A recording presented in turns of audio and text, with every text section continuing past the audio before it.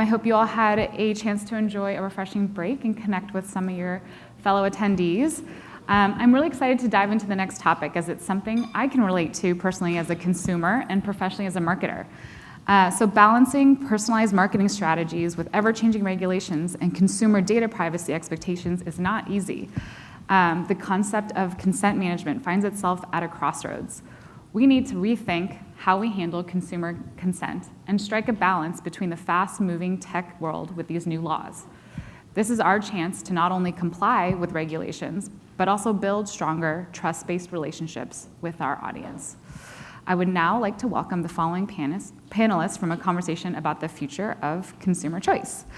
First off, we've got Ryan O'Leary. He's the Research Director of Privacy and Legal Technology at IDC Analyst Group. He will moderate our discussion. He's joined by my colleague, Tarun Gangwani, a product leader at DataGrail, who oversees our consent offering and is also a Forbes 30 Under 30 honoree.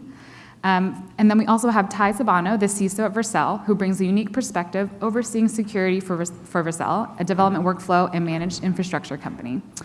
And last but not least, we have Frances Phillips Taft. She was our honoree and party crasher last night at our customer dinner. And also, she's the lead counsel of global data privacy and AI at Legends. Legends is a leader in sports, entertainment, and experiences, and in this role, she advises sports teams around the world on how to connect with their audiences in a way that's compelling and compliant. All right, thank you so much. Thank you so much for that introduction. Really appreciate it, and thank you everyone for your attention and coming all the way out to this beautiful location for this panel. So we have, since GDPR came into force in 2008, it's been that long, was it 2008? 18, excuse me. 18. Jeez, You had the e-privacy directive, though, in 2000. So yeah, it's still been a long time. But we've had kind of these ebbs and flows of interest in DSARs, consent management, DPIAs. It's like, what's the hot topic within the privacy world? And this year, I have had more discussions about consent than I have in the past few years covering this space. Consent is an area of enforcement. We heard from the California Attorney General's office, and we had the Sephora, the first real enforcement in California of CCPA was a consent-based case. We've had some enforcement on Meta in Europe around terms and conditions and contracts of adhesion and consent. So it is a hot topic, and it's also something that every one of us deals with every time we click onto a website, right? You have to either accept or reject cookies within your identity with any of the businesses that you do business with. You have to manage your consent that way. And so it's something that is pervasive in all of our lives, right? And it's really, the cookie stuff is really degrading our customer experience, right? We at IDC, we've done a number of research, surveys and stuff like that, and we heard the staggering statistic from Daniel earlier that 75% of opt-out signals are not respected. We also, from my own research, we did a data security and privacy survey this year globally in Asia Pacific, Europe, and North America. And we asked, what's the most difficult right of privacy for you to manage within your organization? And far and away, the number one response was consent management. So we have an assembled panel of experts here to talk about how we're going to bring consent management down from the top of pain points all the way down to the bottom, and hopefully by the end of this, we'll have it all figured out, right? So with that, Fran, what changes have impacted you the most in terms of the regulations, and how are you handling consent management with your global business? Well, hello, everyone, and it's nice to meet you, and I'm very excited to be here. And yes, I did gate crash the party last night at DataGrail. I also need to set out a disclaimer. I'm here on my own behalf, and the information and the views that I give today on the panel are my own personally and not on behalf of Legends Hospitality International. Another point, not many may know Legends, but it is a sports entertainment company. It was unknown to me. I'm not a big sports person, and they knew that when they hired me. But we basically provide services for a number of global teams, from the creating of the stadium to the concessions, the service of food, the ticketing, data analytics, the sphere. There's a lot going on in terms of the space. Prior to Legends, I was Chief Privacy Officer for 3M, and prior to 3M, I was also Chief Privacy Officer, Global Labor and Employment Council for GE.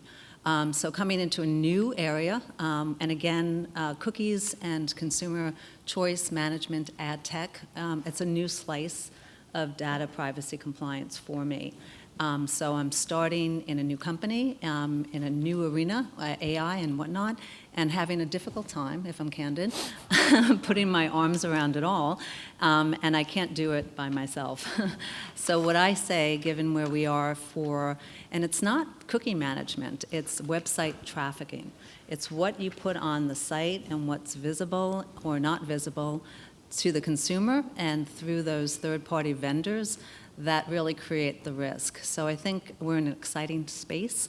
I don't think it's going to get simpler. I think it's going to get even more exciting because with that data comes great opportunity. So if it's the third parties that are, the challenge, right? How are you managing their risk appetite versus your risk appetite? And maybe this is a question for Ty as well, but certainly there's only so many Stacys out there that can enforce this privacy regulation, and there's thousands, millions of people that are impacted by this, the consent. How are you managing not being on the same page as the third parties?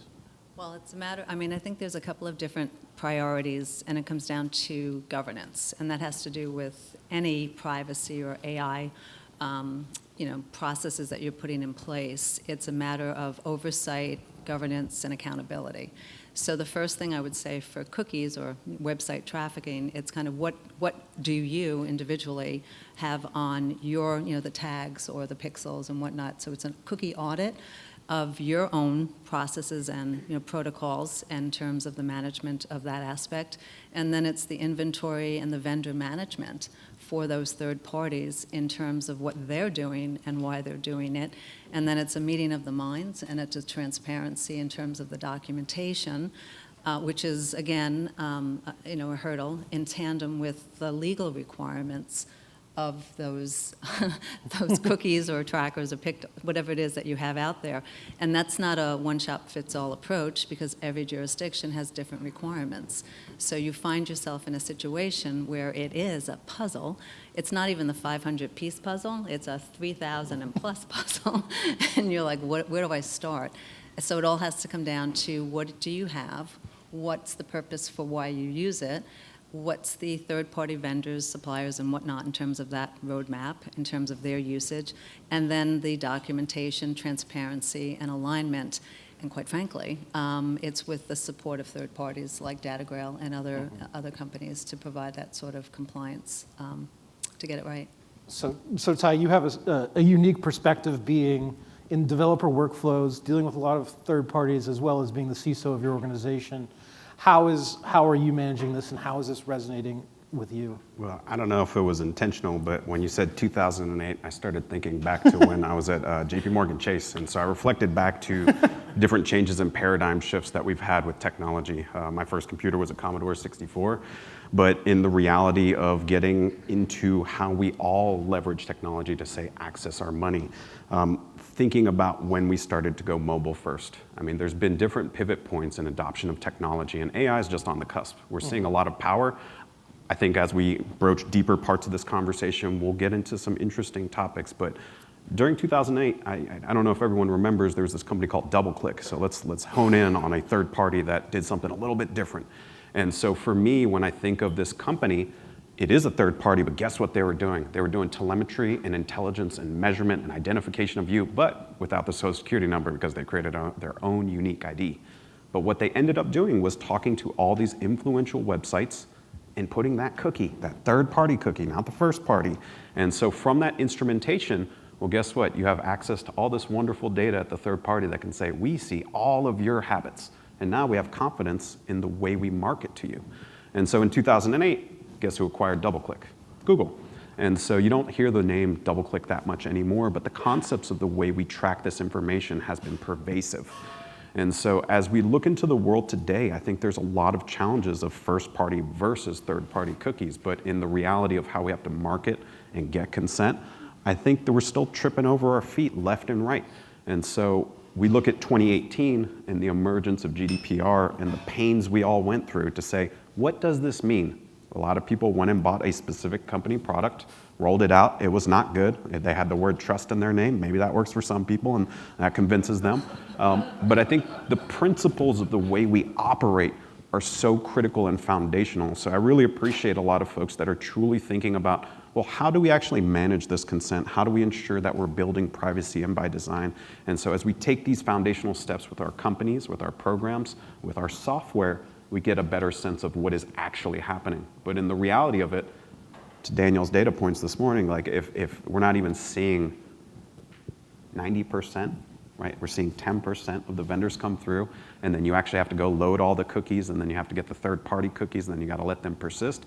I think the world has changed. My preference is what we used to do, which was rely on the browser and the consumer consent from that point, not going to every freaking website and then having to opt in and customize preferences for a horrible experience, especially when it's different from mobile versus your regular browser on a laptop.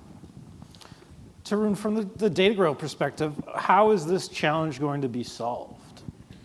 Well, I think first of all, that tracking story, that inventory story that Fran mentioned, does have to happen with an organization, and they have to be willing to put the work forward. But once that's in place, there are products now, platforms now, like DataGrail, that are going to use APIs and data flows and integrations to help meet those vendors where they are, connect seamlessly, and handle the problem without having to require too much human intervention. So our product in particular connects to the industry-leading marketing operations platform for inserting cookies and scripts called Google Tag Manager. It's used by 90% of the businesses in the Fortune 500. So we integrate with that and foundationally block any triggering or firing at the source so that the privacy managers don't have to run to the security teams and the developers and go, hey, did you get that? Did you tag that correctly? So I think that programmatic way of handling consent is going to be the path forward. And then providing great workflows and user experience to catch new things and information that come up and ensure and come back to you and give you that reliable sense of I'm compliant, or because that's what people are buying. They're buying compliance, and they're buying the ability to have a trust dialogue with their end users in a way that's native. Because this banner, I mean, you don't want to swat it away like an ad. You want it to actually feel like a part of your site. And so it's not just about being great at the core job of compliance, but it's also solving it in a way that the marketers and the developers and everyone's happy, because this is a whole team sport. Yeah, so one of the things is that banner that pops up, it generally, regardless of who the third party is, that the vendor that's providing that banner, it's generally terrible. It's generally not effective. There's all different types. You have to, the consumer experience is very poor. And then you look at the Sephora decision, right, where essentially the CCPA and the Attorney General of California was advocating for Global Privacy Control, or GPC. So I, as somebody who lives in Massachusetts and does not have a state privacy law or a federal privacy law, I have GPC on my browser.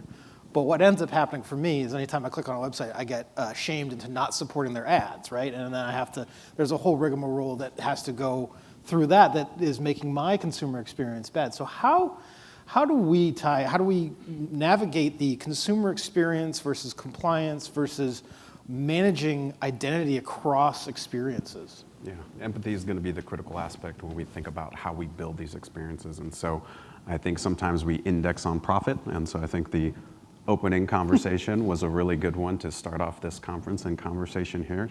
But when you start breaking down how we build these products for our consumers, you have to think of the end-to-end cycle, not just that piecemeal marketing website for that one event, that one time, but in totality. And I think this is the struggle of the expectation that I kind of mentioned between your mobile versus your laptop versus your work laptop, and then which browser.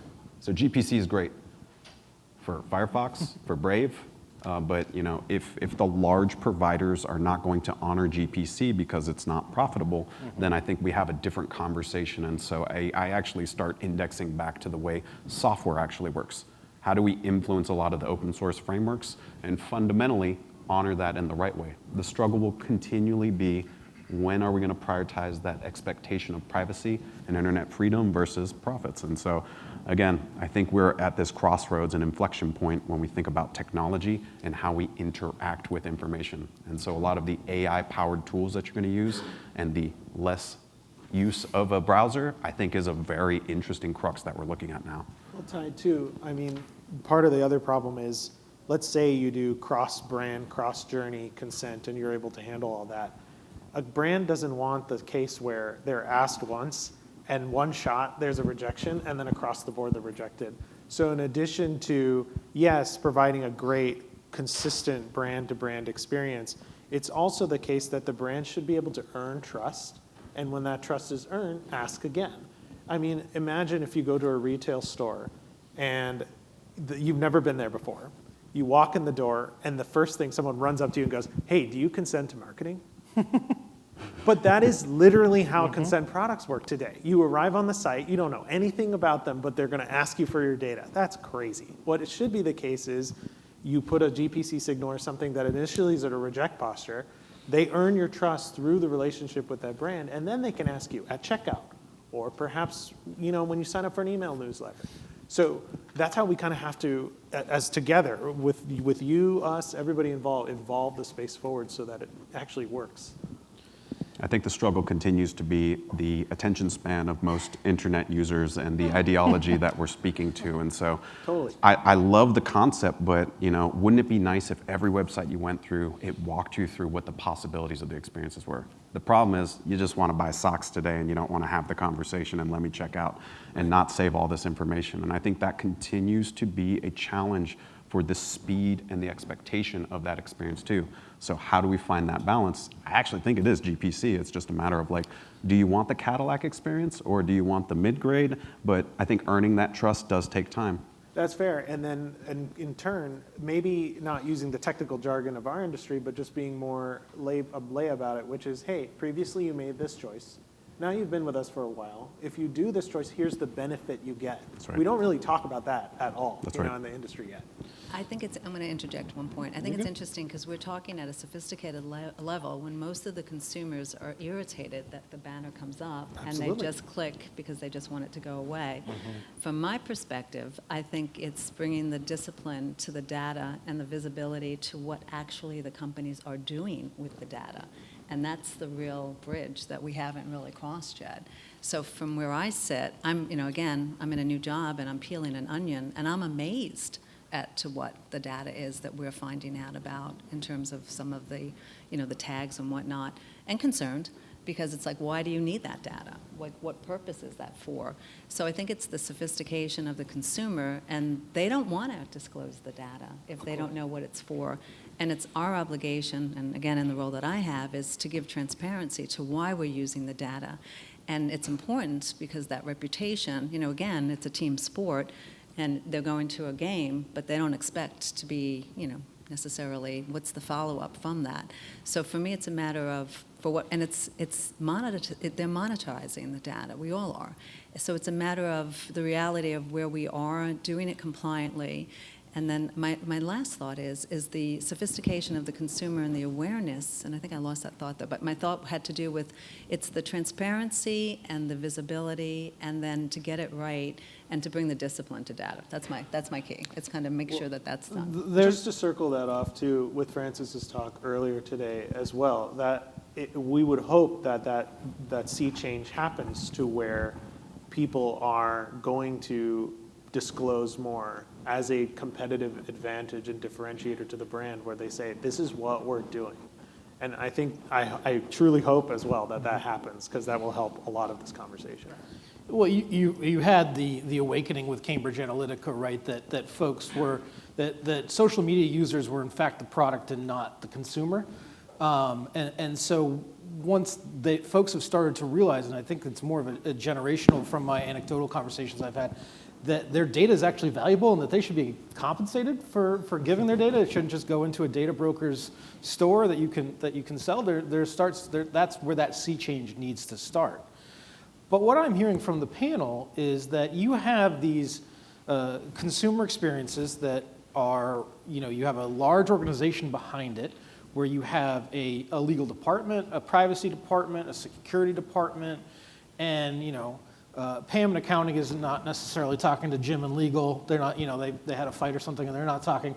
So how do you manage all of the personalities and all of the different business units to get them working, making those clocks chime at the same time?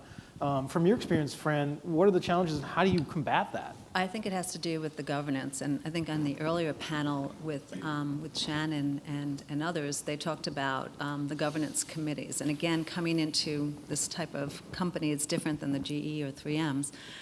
There's the process and the policies, and then it's the oversight. So it's actually bringing those functions into the equation, Ryan. It's saying to them, it's not with legal, it's you're the responsible stakeholder, you're accountable, you're part of this committee, and you're owning X, Y, and Z of what needs to be done with cookies compliance. So it's the marketing, the ad tech, and it's exciting stuff because it's, we're doing things and everyone wants a piece of it, but with that comes some accountability.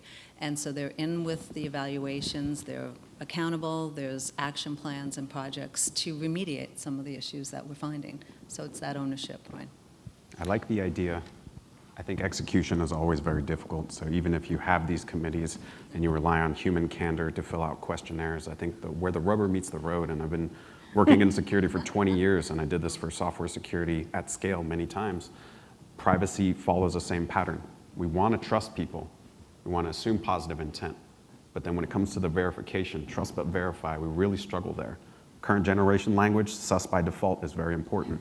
And so legitimately, like when we think about how do we establish trust, it does go back to, well, you don't start at a place of trust, even though we'll say it in community that that's how we want it to be. But I think this is where technology has to actually come into play. And we have to rely on technology that gives us visibility to map to say, what you said versus what actually happened versus what has changed since when we agreed to this.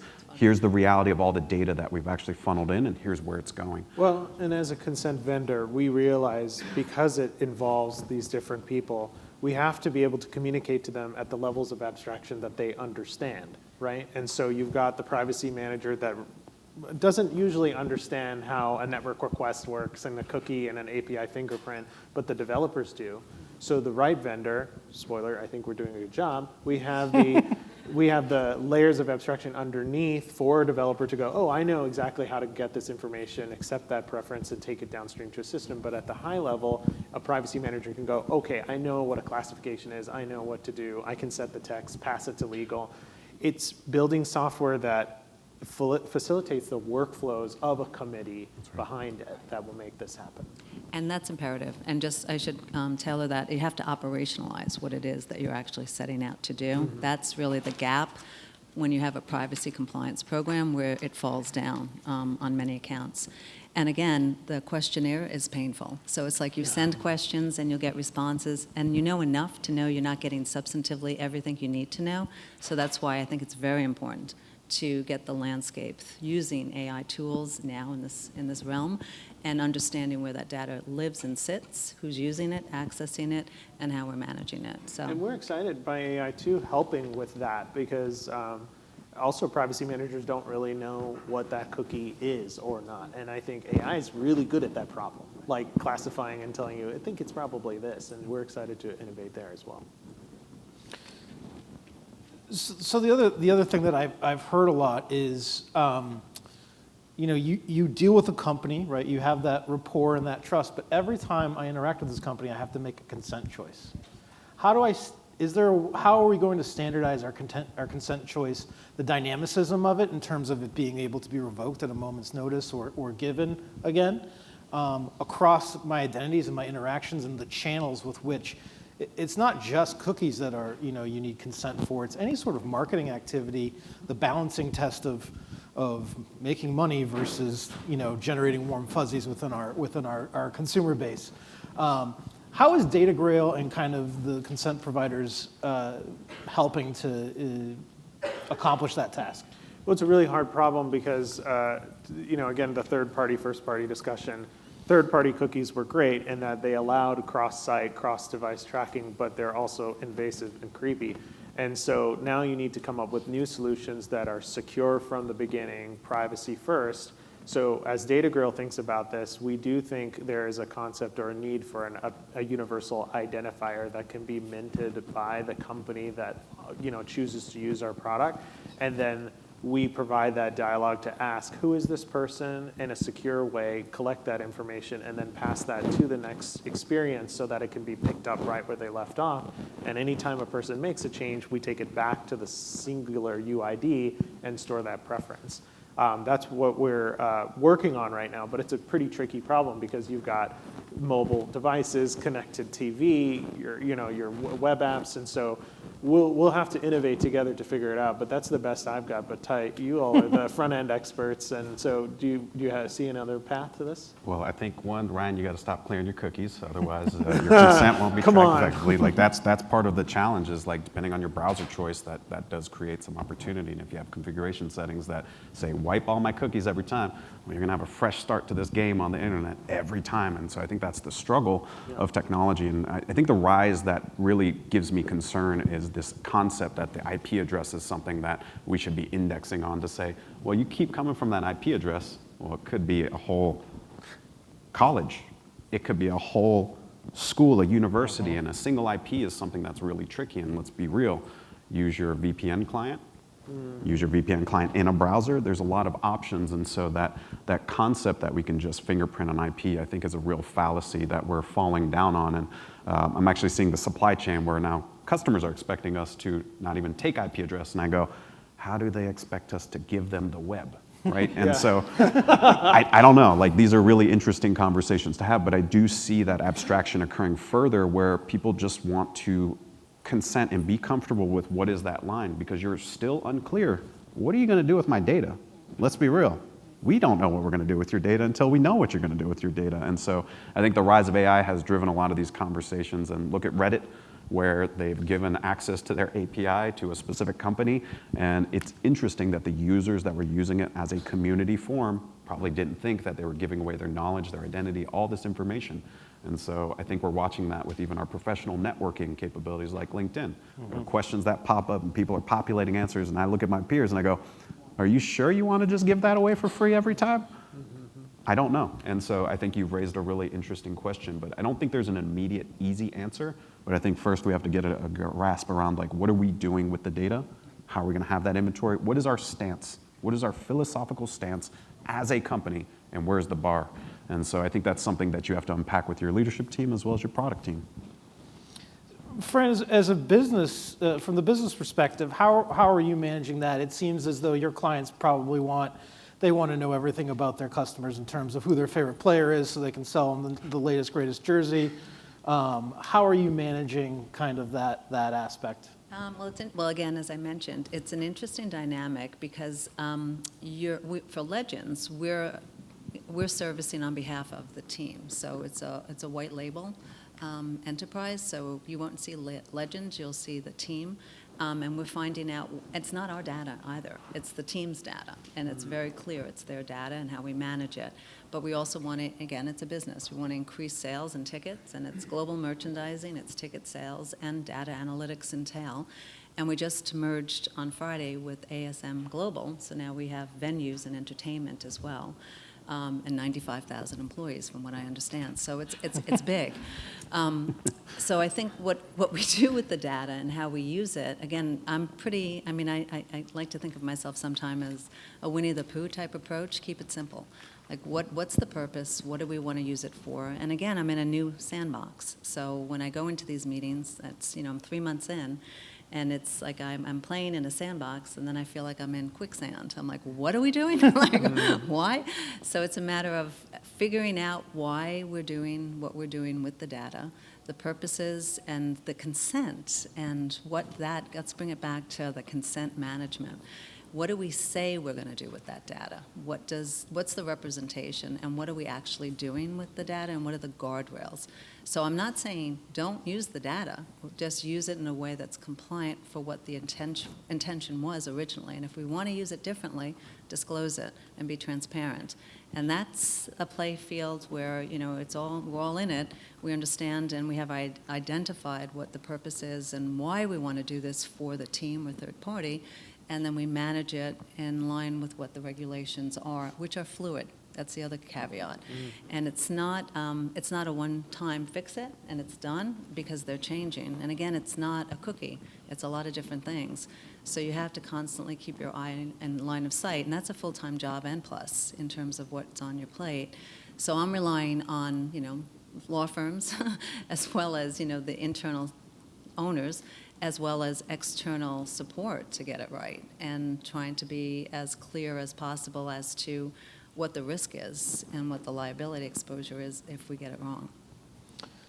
So jumping back to cookies for a minute, I was told that maybe this was wrong, that Google had ate all the cookies and that they were going away. What happened, Ty? There was a cookie monster. He said he was going to eat all the cookies, and then he decided not to. Because I think we fundamentally break the internet. And so I think it was a very provocative motion. I don't know, a lot of us were planning for what that future could look like, but if you're familiar with cookies and you're familiar with browsers, there's local storage as well. So change the name, call it something else. It's another way where we have to actually keep that information.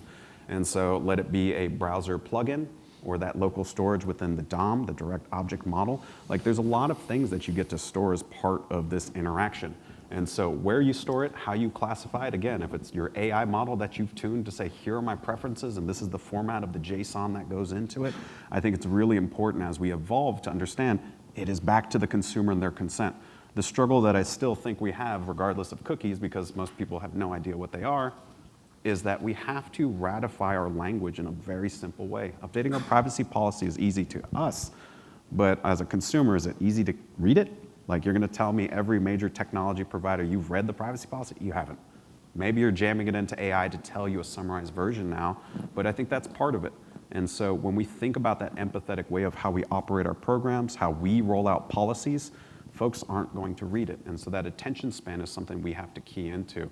And so as cookies have kind of stuck around once again, I don't see us really changing that model in a short term. I think it's more about how do we make sure that people truly understand what we're doing with their information, and also how do we know that we know what we're doing with our information too. So I'm looking at Tarun to make the world better. Yeah, Tarun, how are we going to get rid of these cookies, or are we going to get rid of them? I think we're addicted to it as a internet.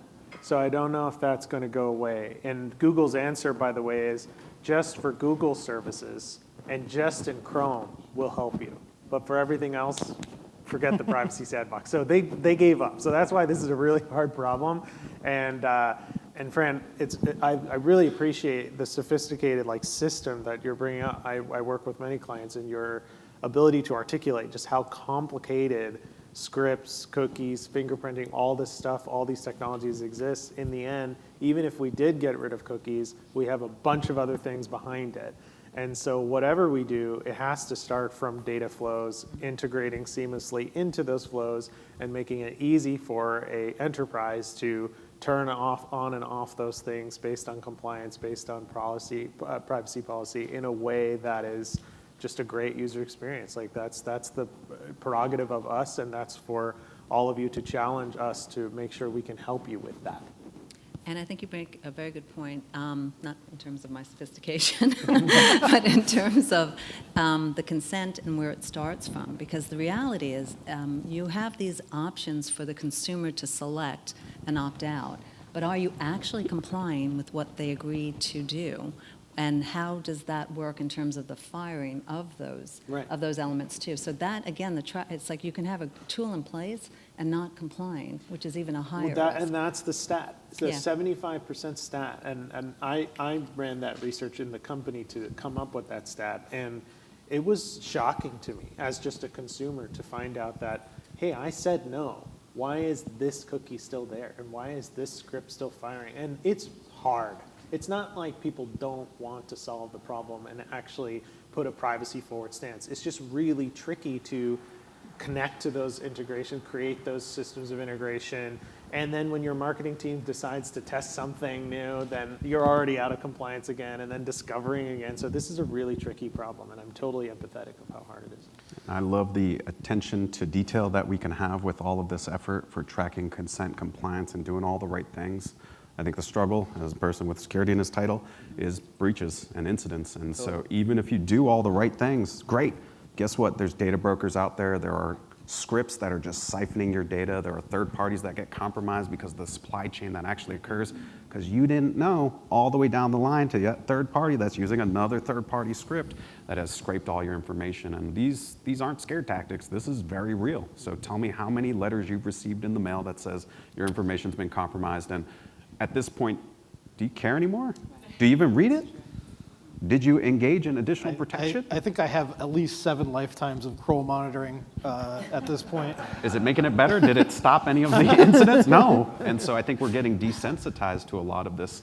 And so I think the struggle ends up being, how do we ensure that we can control our data and the use of it? And so I think that's probably part of the next generation as we think of our interaction with a lot of technology and companies. Yeah, and it goes back to trust, and I think the most shocking takeaway for me from this day has been the 75% statistic in terms of something I say ad nauseum to my kids is no is a complete sentence. Like, no means no, that's it. There's no more, nothing else on top of that. And if you're not going to respect that, there's not going to be any trust, right? So we only have a few minutes left, so this seems like the perfect time to delve into the AI topic, which is not going to take a long time at all. So how, if we had the conversation, the example of the Samsung issue earlier, and we've had a number of issues with ChatGPT and the public nature of it all. If I revoke my consent, you say no, I'm not going to acknowledge that revocation, and then, whoops, all my information's in a public model. How are we going to handle that from a technical and a business perspective? I think what's cool is watching the evolution of a lot of AI tools. I know there's a lot of fear often that we start with because we just don't know. The problem is a lot of people that are building it also don't know how it works, right? No one does. And so I think that's a natural struggle. What I do appreciate is a lot of folks that are working on this technology are very receptive to feedback. And so even if your internal partners, we're iterating very quickly. And so I think incident response has actually shown up pretty well. I think expectations of privacy or self-hosting have shown up pretty well. And so I would say don't fear the unknown, embrace it and be part of the change so we can actually build the next chapter of the future. And that's why we should choose the right companies to go do our life's work to help what the next chapter is going to be. Because I honestly sit here and I think, wow, is school even going to exist in the future if I have an AI model that can teach me everything I've ever wanted and it's customized to the way I want to interact with the world? I probably would have done, badminton class in college, but hey, it was an easy A. But I think about this next chapter of AI, and I think it's just a matter of, are you willing to adopt change to enable a better future? Yeah, for sure. I would have loved to have been able to screenshot some sort of math problem as an attorney who sucks at math and just have the answer spit out to me. The other issue, we talked a little bit about lack of enforcement. Enforcement just got harder from a federal perspective in this country with the Loper-Bright decision that removes Chevron deference to basically make it very hard for administrative law bodies to make decisions at a base level without involving the courts. Fran, have you seen any impact or any risk appetite discussions around that case or anything in that? I haven't. No, I think in terms of, well, from where I sit, it's about compliance and governance, and I haven't seen any impact trickle down in terms of that decision. But I have, in terms of AI, and this company in particular, we use AI in our services, which was a surprise. We did not have an AI policy when I first joined. We now have an AI and a privacy governance committee, and we're evaluating vendors for AI use and whatnot. So I think, to your point, Ty, it's a matter of embracing it and recognizing that the tools are there, the employees are using it, and we need to get ahead of it because it's not even, it's here, it's been here. It's been in play. It's just gotten a lot more visibility and a lot more write-up about it. Again, I think it's great. I love to use chat. I like to, on on Grammarly, it improves some of what I do personally during my Saturday and Sundays. I'm not using company information though, but I like the way it sounds. But I do find it's within our children's worlds as well. For us, we're a little skittish about it, but for them, it's second nature. So we have to embrace it. So we have a few minutes left. I just want to close with essentially go around and give you a second here to espouse your idyllic vision of consent management in the future. Tarun, what does that look like for you? I think I already teased it up a little bit. It is omni-channel across a customer journey that's unified and that can be transferred from service to service in a safe way, so that a consumer can make a choice, it's respected throughout the journey, and if they want to change that choice, they can do so transparently and know what that impact is. And maybe you'll hear something about it in the next talk. Fran, what about yourself? I would love to have a little bit of fairy dust and have it happen immediately. But I do think it has to do with governance, visibility, transparency, and accountability. And then it came up on an earlier panel, plaintiffs' counsel are trolling these sites. So as easy as it is to see what you're doing right in terms of your external-facing information, they're watching to see what you're doing wrong and filing very lucrative claims. So I think it's a matter of time that this will get much more embedded going forward. And Ty, you get the last word. I'm aligned with Tarun.